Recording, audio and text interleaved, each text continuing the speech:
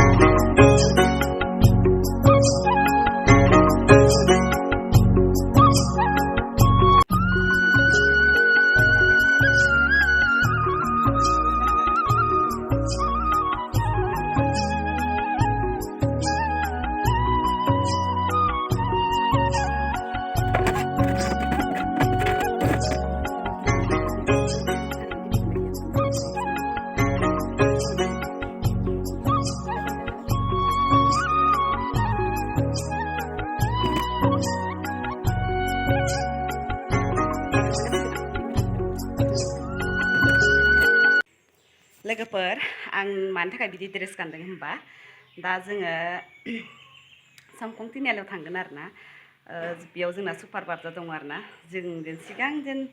सिगांनि जाय ब्लगखौ नायदों बे मोनथिगौ माने जोंनि एम्फौ फिनाय आं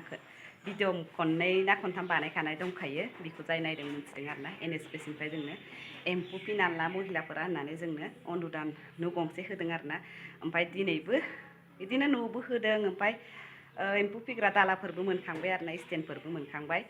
ओमफ्राय बे ड्रेसखौ गाननानै दिनैबो थांनो ओंखारबावदों जेन जोङो मुस्रि रानगोन आरोना मुस्रि रानगोन बेयावनो थांगोन आरो जोङो मुस्रि लायनो ओमफ्राय माबायदि मुस्रि लांगोन आं मोनैबाथाय आं खोन्थागोन चलो कार्डबो गानखाबाय लोगोफोर जों साइकेलजोंसो थांगासिनो दं आरोना नै ओइथिं आया बिसिना माने ड्रेसा मानो बिदि गोजा जायो बिसोरो सेक्रेटारि पेरसन नालाय ओइथिं बाजैयाबो जोंना गोथां जायो आरोना फालि गोथां गस्ला गोथां आरोना जोङो जेनेबा बड'सा नालाय ओमफ्राय बिसोर आइमोना सेक्रेटारि पेरसन नालाय जेनेबा बर'नि आफादगिरि जायो नालाय बिसोरना गोजा गोजा आरोना जोमग्रा गोजा ओमफ्राय फालियाबो गोजा ओमफ्राय दख'नाया एखे आरोना सबनाबो मालाय स्कुटि गोनांफ्रा स्कुटि लांगोन बालिगरा लामा मोनफैबाय आरोना लोगोफोर नै सासे इथिं एरदेरबाय आब'आ आब' नायफिनलाय मुस्रि लायग्रा साइकेल सालायगासिनो जों साब्रै जालांबाय आरोना सासे लोगो मोनदेरबाय जों लोगोफोर साइकेलखौ माने खाथिबो जाखायो नालाय ओंखायनो ओमफ्राय बिदि गामिजों माने बारस'नानै थांबाथाय खाथि थाब मोनहैयो नालाय बिनि थाखाय जों साइकेलखौ लादों आरोना ओमफ्राय ओरैनो थान्दा थान्दा जेबो खामानिबो गैखाया नालाय गासैनो सालायलांनो होननानै साइकेलजों थांगासिनो दं आरोना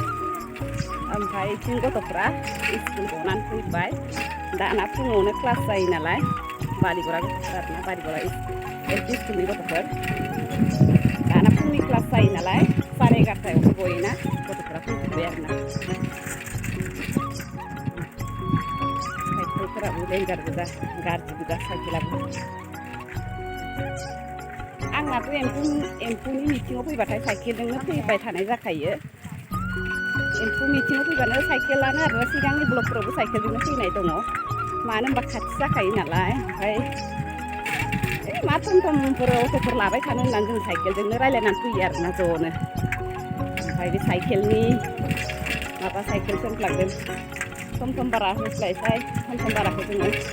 मेथाइ साहा लोंनो हायो आरो नैनो बालिगरानि मन्दिरा बाथौ मन्दिर स्कुल मोनसिगोन मोनैसैयानो बारा गोबाव गैला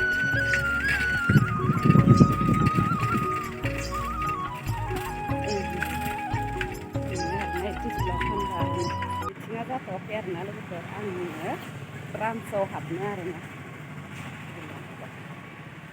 जाबाय र' आंबो फैसा नायनो दाना बांनाय सावनावसो आरोना जोंहानि माबा जायो होनबाय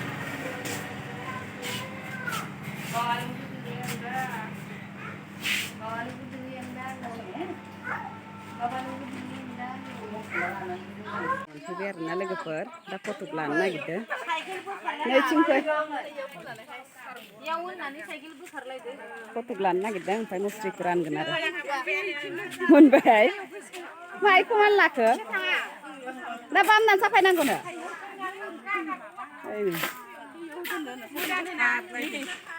लानांगौनो आखायाव मुस्रिखौ बिदिसो ओइलाय इसोराबो बाजै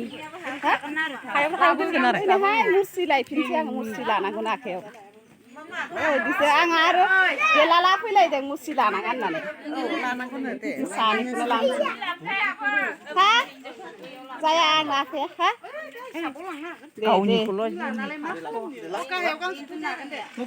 गावनिखौल' नङाब्रा जारलासो सम्पा मबाइल लाना होथ'दो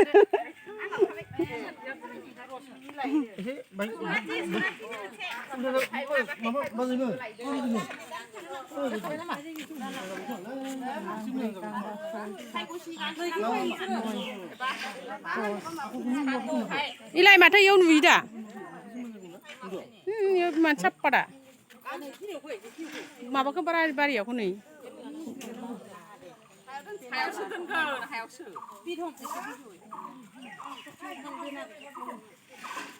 नै लंलं गामिनि एम्फौ फिग्राफ्रा एम्फौखौबा फिगोना फिया मुस्रि लांनो फैलायबाय गांबेसे नांबावगौ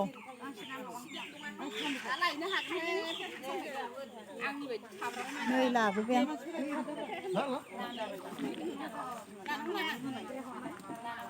माइ लामनो होआखै दा एम्फौनो उन्दुनोसो होदों इखौ माइ लामा एम्फौआसो उन्दुगोन इयाव माने हायाव दोनलायखैसो गोबां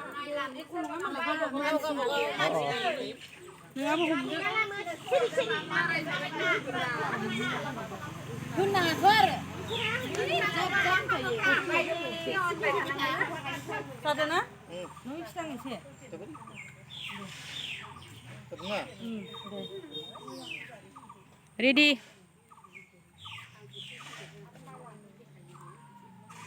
मोजां फि एम्फौआ मोजां फि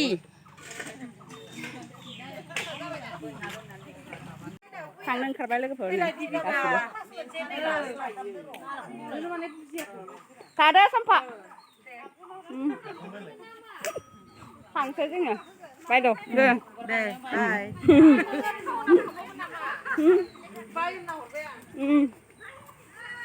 बाय नों फायखौसिनखौ लाफादो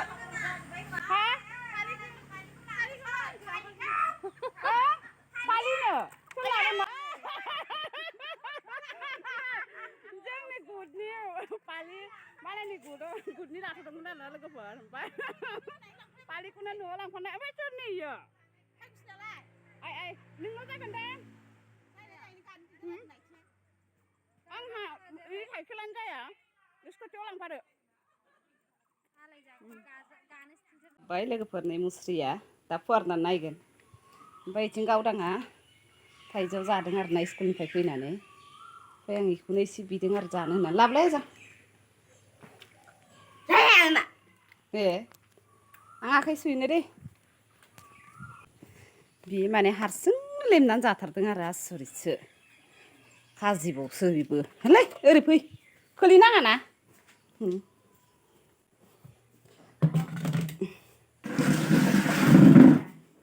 हा जानोसै आं होनबाबो संख्रि नांबावगौमोन आंनो जोंहा गावदाङा नामा गावदां नामा गावदाङा जा थाइजौ खाजि लेमनानै दोनो बेखौनो जाफैबाय आरो आङो बरिया गोथाव जादों गोलैगोन जासै आं दै गांदों थाइजौ खाजि खुमनानै दैखौ लोङाखै थाइजौखौसो जाग्रोबाय